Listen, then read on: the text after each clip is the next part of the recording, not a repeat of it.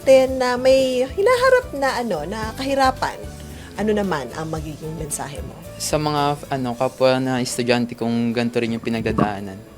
Ano yan hindi nyo kaya yan ng sarili nyo. Yun. Mas maganda kung ilagay nyo yung Diyos dyan sa puso nyo at ibigay nyo lahat ng worries nyo sa Kanya. Yun. Kasi kung kayo lang, kung yung kakayanan nyo lang, imposibleng magawa nyo yan. Pero by the grace of God, matik yan, kayang-kaya. Amen. Praise God, Amen diba? to that. Amen. Diba? Oo. Nakakatawa talaga na inspiration mo talaga si Lord. Yes Kaya po. nasa puso mo Apo. talaga. Oo. Nasa Talagang katawan mo. sabi ko nga sa'yo, malakas ang dasal, malakas ang dasal. Timing po. Oo. Timing, di ba? malakas Sabi, magdasal. kailangan ko to sakto, dumaan Oo. sa'yo, di ba? Opo. Facebook mo, ay, bigla mo naisipang sumulat. At napili ka Napili sa po. dami-dami ng sumulat dito. Yes, Libo-libo at faith, di ba? Dami, Kung marami. lahat naman yan, matutulungan namin dito sa Tulong Abante. Oo. Oo. Kaya, Teniel, ikwento mo din sa mga